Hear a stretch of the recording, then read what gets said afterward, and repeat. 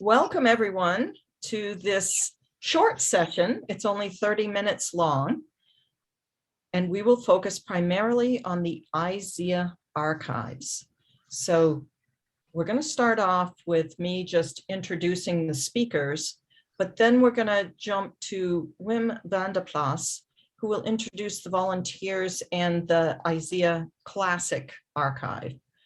And then we're going to jump over to Jan Searleman and myself, who will talk about the new archive. And then we will be jumping to Terry Wong, who will talk about connecting archives and the structure, the overall structure. So with that being said, I want to introduce Wim van der Plas, the co-founder of the ISEA organization, and also ran the first couple of symposia. So Wim, would you like to share your screen? I will stop. There you go.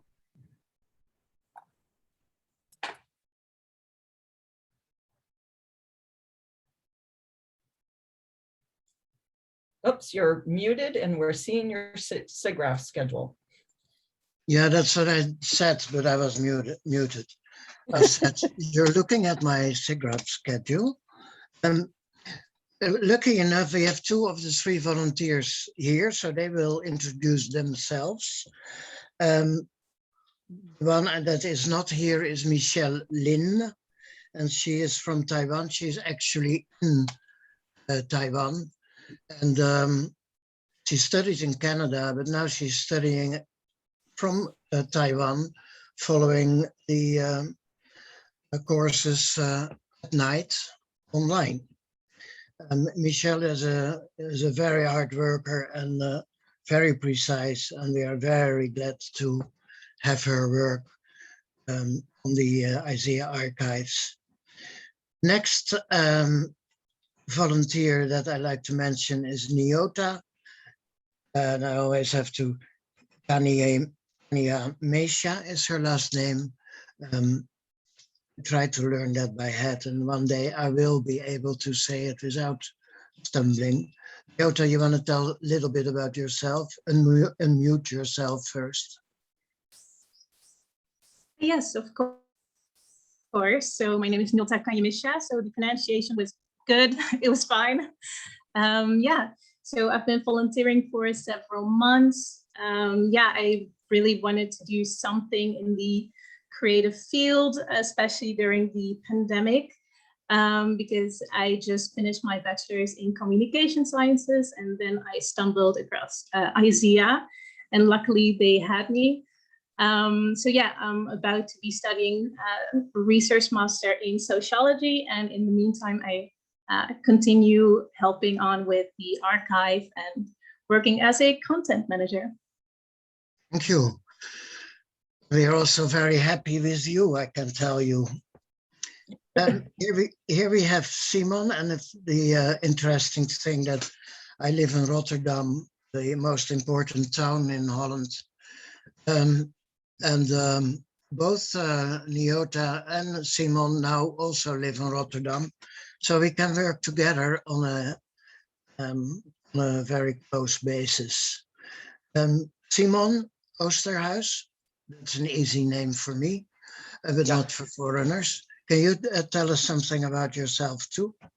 I'm Simon Oosterhuis. I live in Rotterdam. I study art history. Next year I'm starting with my master art history, and in the vacation I started doing volunteer work for ISEA archives, and I am busy with the checking the classic archive and checking if there are things in the classic archive that are missing in the new archive. So that's what I am doing. Thank you. And I must say that also about you, I hear very positive feedback. The only thing I'm afraid of is that both of you will get too busy studying to do much for the archive. Forget the study, it's much more important to work for the archives. You'll learn much more from that, okay? I'm joking.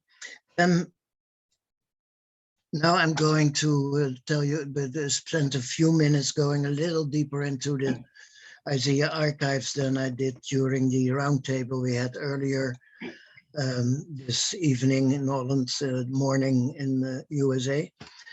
I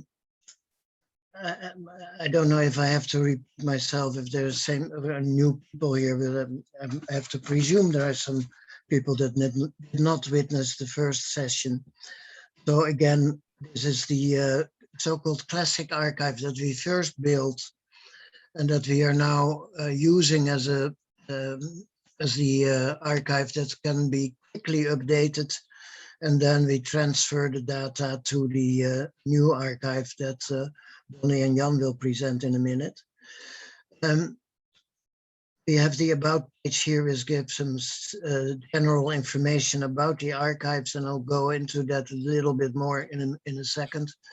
We have all the symposia here from 1988 until 2020. 2021 will not have a symposium because of the, why. This is the site the page where all the proceedings and catalogs and programs and other publications by the symposia are located, and you can look into them or download them. They're there in full, and they're all PDFs. And then the last page is the collection of leaks, so to say, of other media art archives. And we can still, we try to be complete, but of course we don't yet have all of them. Also, here is entries in this archive that you're looking at about archiving new media art. So there is a lot, it's always a subject in the symposia. Each symposium has its own pages. This is another way to enter the symposia. Each symposium has an overview of the venues and the committees, the International Program Committee, the Art Jury, etc., of the symposium, and the themes, things like that on the About page. And the three other pages are the content of the symposium, like the presentations where we have the keynotes, the papers, panels, etc. Each one is, we have the abstract, and then we have the full paper. There will be a link to the full paper, but typically of keynotes, we often miss the full paper. We have a bio at the bottom of each statement, abstract, and links to their websites, and often many more links. So this structure goes for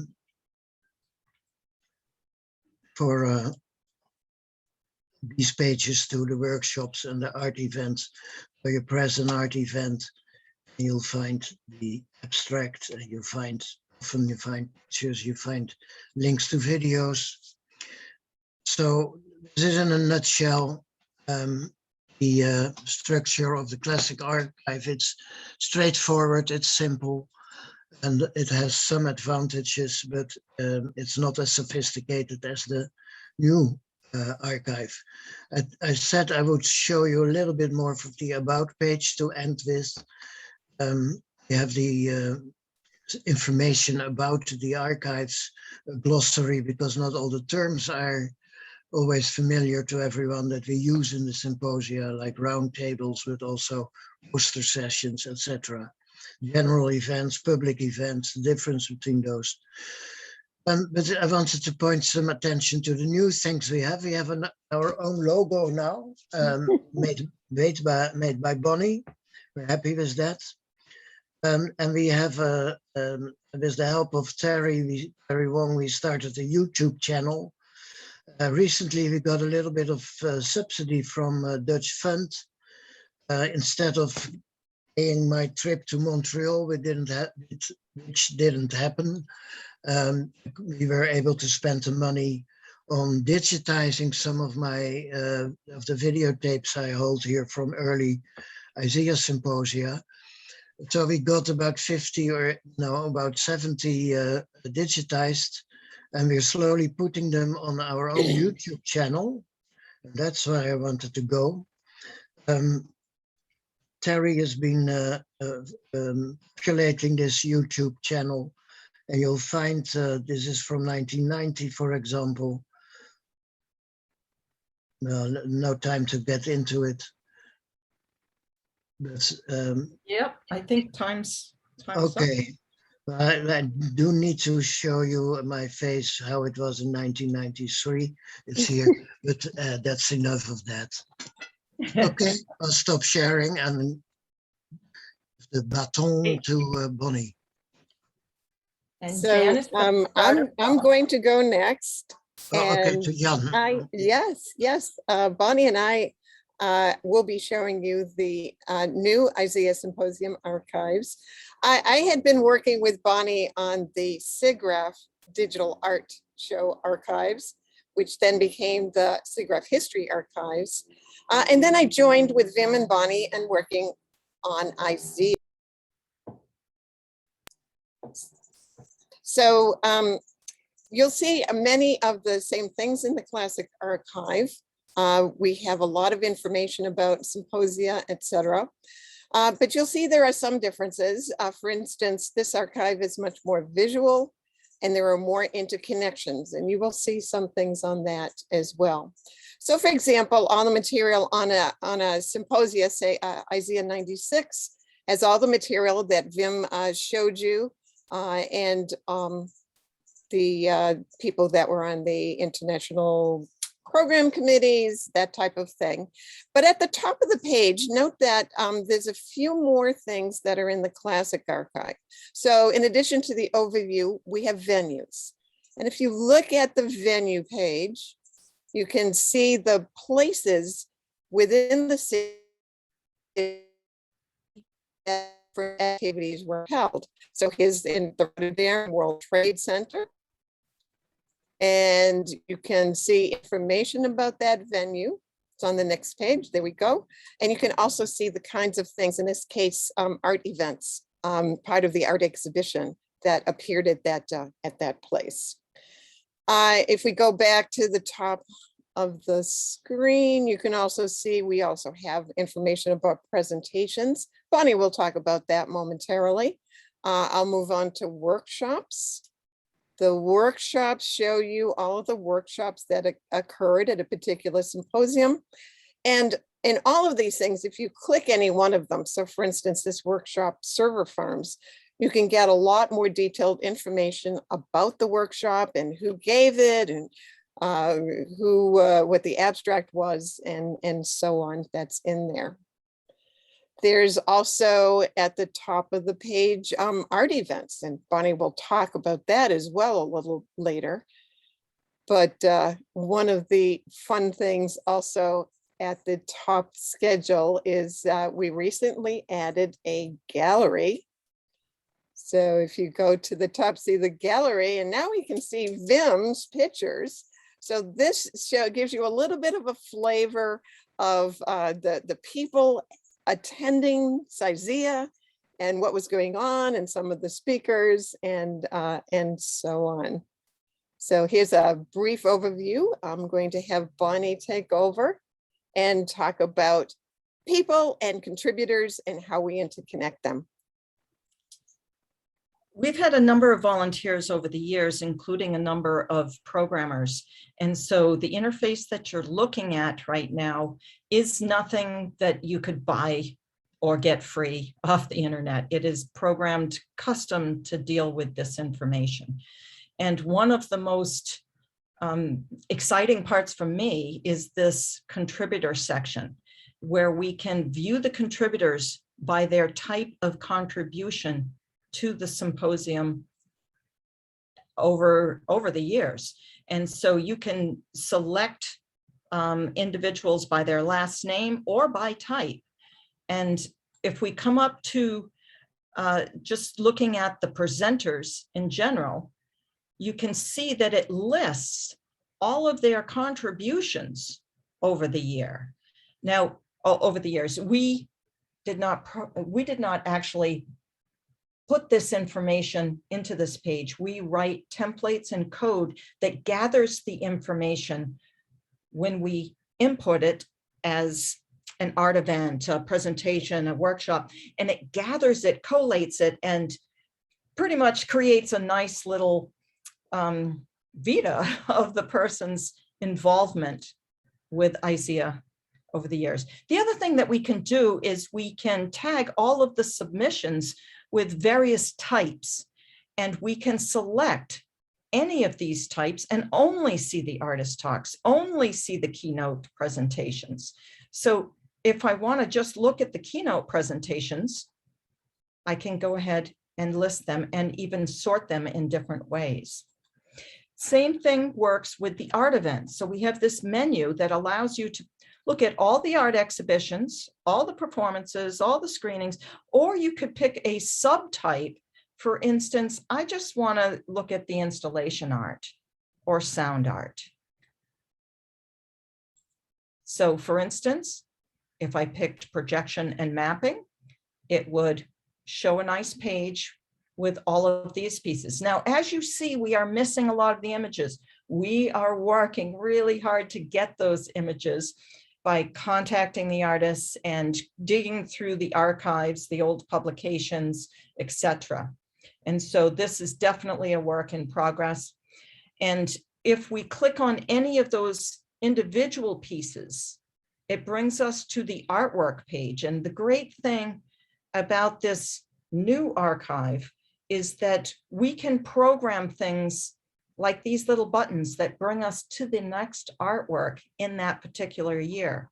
We can also show videos, which is included in the classic as well, but we can list all of the other works by that artist at the bottom of the page. This artist only had one work in ISEA, but if you went to somebody like Yoshiyuki Abe, we would see a lot of little squares.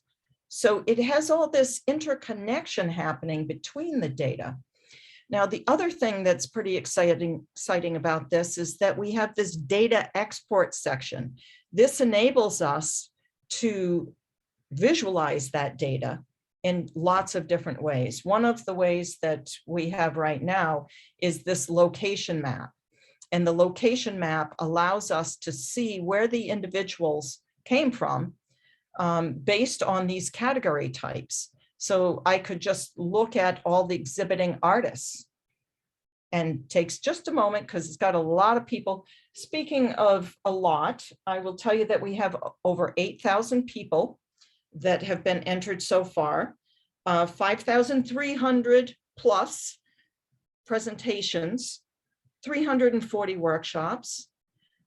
We've got 3,400 artworks added so far.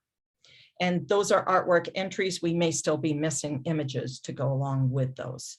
So you can just view the data, and that's it for the archive. There's a lot more, so I do encourage you to go over there and explore. And I will stop sharing, and Terry's going to tell us a little bit about a new initiative and some of our challenges with structure. Terry Wong? Yep. Okay, I'm going to share my screen and see.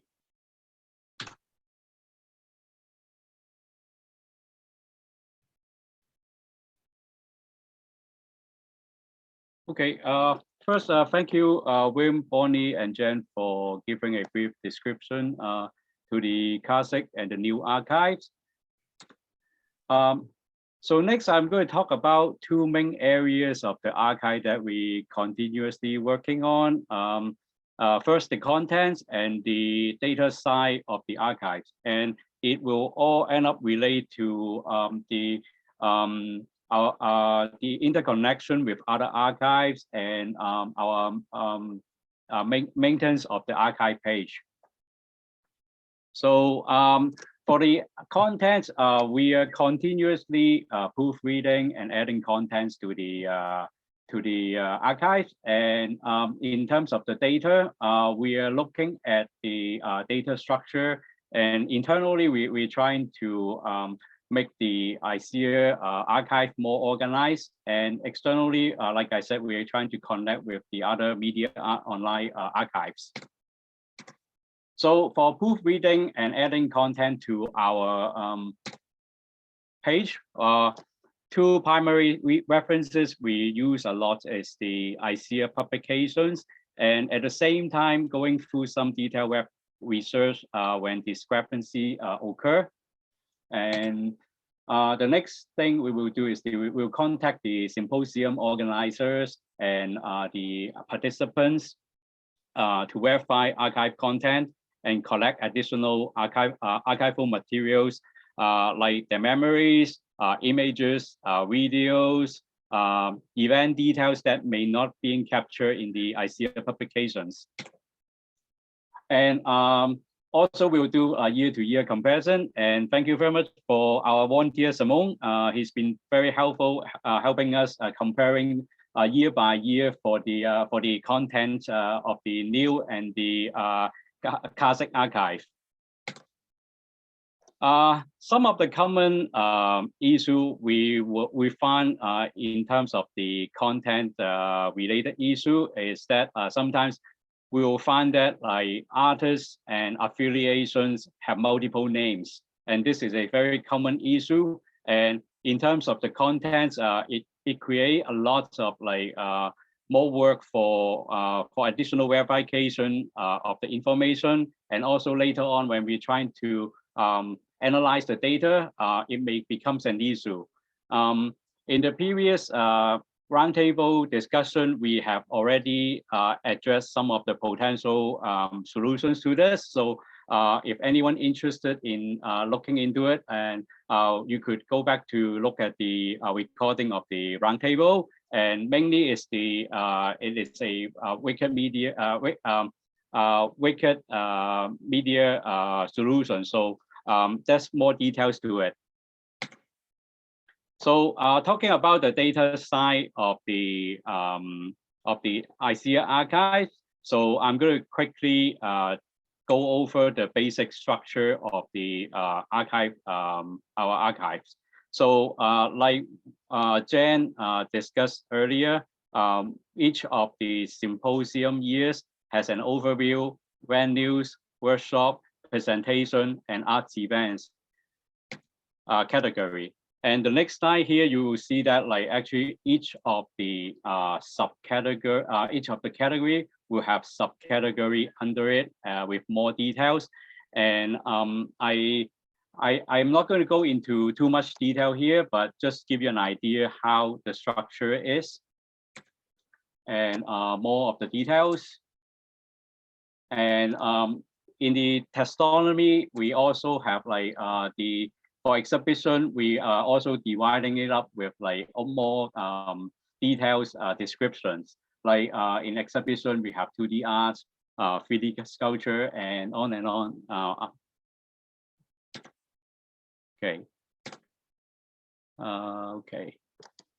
So again, the purpose here is to give you an overview on how information being organized in the ISEA archive. And I believe that similarly in many other new media art online archive have similar structure, but may not be the same structure, but have similar complexity with multiple layers of categories. We are, other than building a structure to better organize our content, we are looking into possibility to connect with other new media art online archives. So one of the simplest way we have discussed before is adding links to the archive page so that we could link up the artists or the artwork from archives to archives.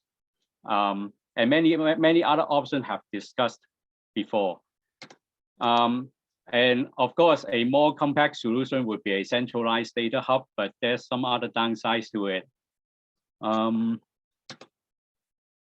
So I think I'll finish my talk here, but for sure we will need more discussion on how we're going to connect with the other online archives.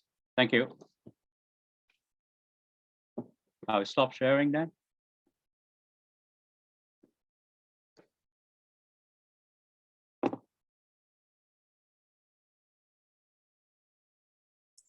Bonnie, you, yeah. Let's open it up to questions from the audience. Does anybody have any questions or comments? I just want to say I've invited you to add questions to the chat, and I've also put links to the classic archive and the new archive also in the chat. I have a comment I just want to say. One of our biggest challenges is that we often have a lot of different students or volunteers help to add the content. And over the years, it's been entered in lots of different ways. And so Nyota, her challenge right now is to look at this data really closely. And we're finding that we have 6 different versions of MIT. And we have, so the affiliations were entered in differently, mainly because in the publications, people's bios would reference MIT or Massachusetts Institute of Technology, or the Media Lab, or the, in a different way. And so, Nyota, do you want to comment on that challenge that you've been dealing with?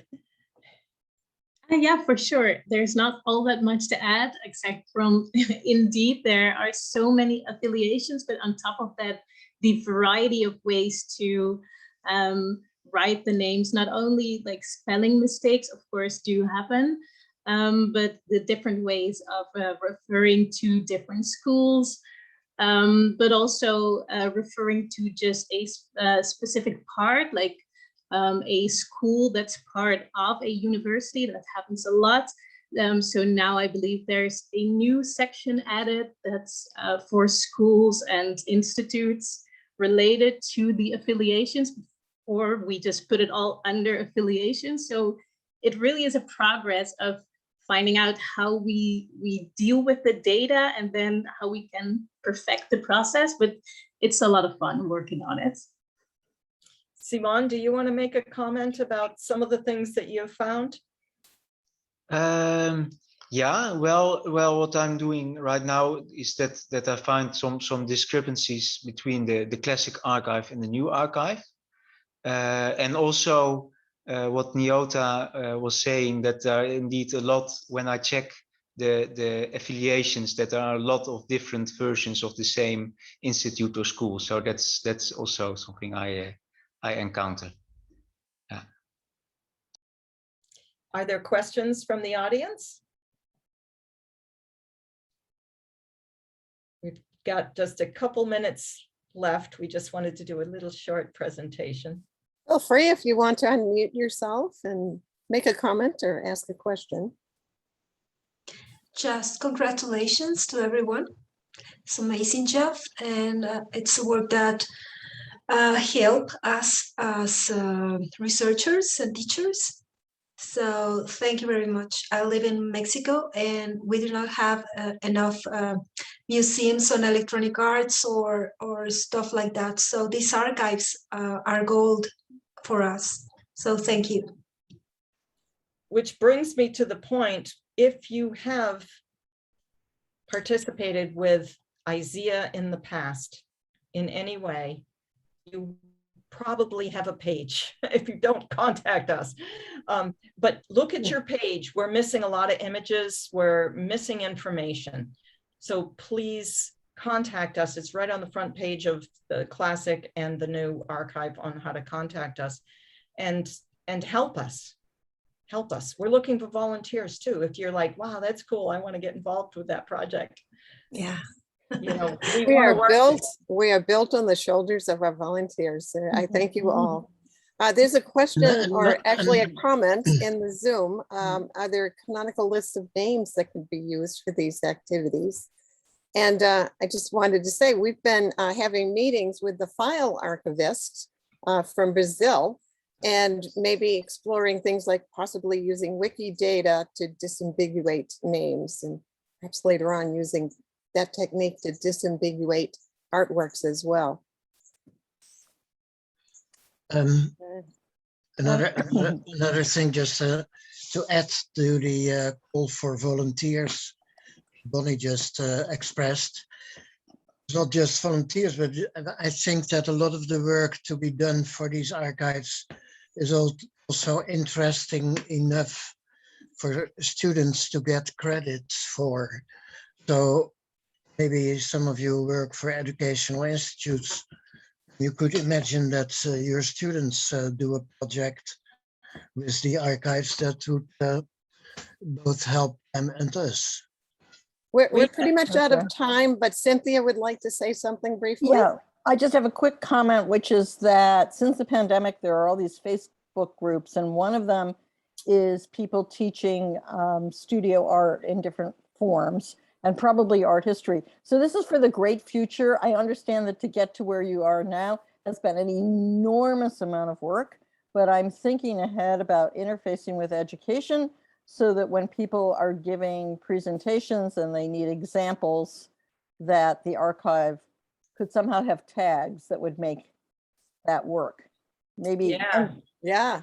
and We going, do. and going backwards. So people who have taught, I mean, I see people right now on this Zoom, Eric and Bonnie, you were two of them, whose work I regularly showed to my classes. So I could just go back to those assignments. I have the old PowerPoints and say, this piece was used for this assignment. But I understand that that's just, I'm planting the seed. And Jackie's here, I've shown her work too. You know, I'm planting the seed because I know that to get to where you are now has been an absolute huge effort. And I really appreciate it. I think it's really wonderful. And it also takes a burden off a lot of us individuals to update our own archives. Like, it's so great. Oh, Thank you, contact Cynthia. us. We'll be Eric, contacted. Eric has a comment too about Eric, you want to connection talk to between us? ISEA and SIGGRAPH. Jan, you cut out. So Eric, you want to say something? Well, I don't know how much, I mean, we're already over time. And this is a little off topic from the actual archives, but it strikes me that ISEA and the SIGGRAPH Art Gallery and Art Papers program aren't interacting in as strong a way as we might hope. And so one of the things I might try and encourage in the future is just a stronger connection between the organizations, whatever that means. Well, you know, the Can I mention that to Eric? Eric, Of course, Sue, you're the one who knows. I'm just making this up. I know. I've been working with Ernest and other people to actually have our papers for ISEA in the digital, the digital library. That would make sense, But it does cost, and we don't have a budget. That's the problem. But yes, certainly, the connection between all these things, And I will miss not being, art ward chair or not even working for ISEA, because I think, looking at Cynthia and Bonnie and people, we've had that connection with SIGGRAPH for a long, long time, And Victoria. Victoria's not here at the moment, but yeah. Thank you, Eric. I think I will just end with pointing to Eric, you're right on it. These archives, we're having meetings between SIGGRAPH, ISEA, and the File Festival, Ars Electronica, and ADA. And then after we finish connecting all of these archives, which we're already starting to work with implementation. We're beyond idea, okay? We're starting to implement this. And once we do that, then we're going to branch out another level and start connecting other archives with digital media. So in regards to the archives, we are thinking about that. How do we become one? Well, and I'll just throw one last thing in. I know we are over time, but for those of you who don't know, I will be the SIGGRAPH chair in 2023, which is the 50th anniversary of the SIGGRAPH conference. Hopefully we'll be back in person in LA, but of course we can't say anything specific about that until we know. Jan and Bonnie and Cynthia and Sue, you should expect some communication from me at some point about how we're all going to get involved with this. But for those of you who aren't actively involved in the SIGGRAPH conference organization, I encourage you to find the volunteer links on the SIGGRAPH website. And if you have cycles to offer up some cycles to help organize the conference. I have a particular interest in the arts connection to SIGGRAPH. And so I'm hoping that that will be a showcase part of the 2023 conference. Of course, the 50th anniversary is the big showcase, but I'm hoping that I can help encourage a stronger connection to the digital arts community and to the other sort of technical arts side of things. Whether it happens, we'll see, but that's what I'm hoping. That's very much appreciated. Yeah, thank you everyone for coming and enjoy the rest of the conference. Okay. And be in touch. Feel free to get in touch with us if you'd like to get involved or just make comments. We'd love to hear from you. Bye-bye. Bye. Bye.